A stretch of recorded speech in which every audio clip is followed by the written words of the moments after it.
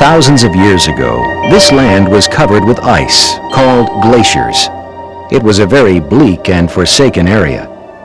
But soon the climate changed, and the snow and ice began to melt into water. It was during this time that I was born. I am the Rouge River. When the glaciers receded, they left fertile lands, sparkling lakes, and flowing rivers behind them. Over the thousands of years, my waters became more tranquil, and I pushed away much of the obstacles in my path. All sorts of creatures started to visit my waters for the nourishing and refreshing qualities I possessed. Everything seemed to grow up quickly and soon towered high above my banks. One day I saw a strange new creature, a creature that walked tall on only 2 legs. Soon many more of these 2-legged creatures were seen inhabiting my waters and using me to travel from one location to another, paddling floating objects they called canoes. I listened to these creatures as they talked about their brother tribes or fires, their brothers being the Ojibwe and the Ottawa. Together they formed the 3 fires. Those who stayed close to my waters were mostly of the Potawatomi tribe. I was very abundant with fish and fowl, and my banks were rich with game, providing food and water for these people. Years continued to pass, but then one day I was shocked when I looked closely at one of these 2-legged creatures, and they appeared different and spoke differently also. I soon learned that they sailed across a great body of water from a faraway place called France. These new people were here to hunt and collect furs for trade from the abundant supply of animals that inhabited my shores. Their canoes seemed to become larger and larger. They called me Rouge because of my reddish-brown color. Once word had spread about the greatness of this area, many more types of people came to my land. Within only a few hundred years, these new settlers were everywhere, and the early Potawatomi were seldom seen. And unlike the Potawatomi before them, the people now started to build permanent settlements and change the land around me. For building materials, the settlers harvested the forest that grew along my banks. Trees were cut down to open up the land for farming. Farmers planted wheat, green vegetables, corn, and potatoes. Farmers needed their grain crops milled into flour.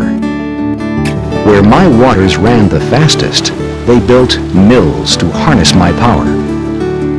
One was this very mill that you are visiting today.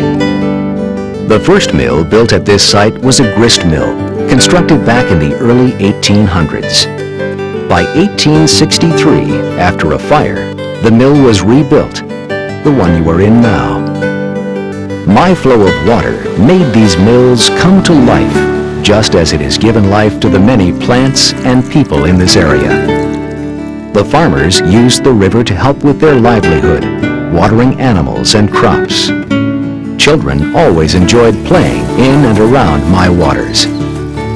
A boy named Henry Ford would occasionally come to this mill with his father to grind their grains. This boy was always fascinated to see how my water power helped reduce hard work. Having grown up on a farm himself, he knew all about hard work. When this same boy was grown up, he purchased the mill in 1918 and later turned the facility into a small manufacturing and assembly plant to support his already huge automobile industry, which he had developed from scratch. Mr. Ford encouraged the local farmers around the area to help work at this mill, as well as several other mills along my path. He called these facilities village industries. Henry Ford believed that a balance could be created with 1 foot in industry and 1 foot on the ground of nature. Henry also utilized my power to create hydroelectric power to run some of his machinery. He gave the excess electricity to the surrounding village, making it one of the first small rural villages to have electricity in Wayne County. At this facility, many small items were made including screws, badges, stencils for marking Ford parts, engravings, special tool and die work, carburetor parts, and fixtures.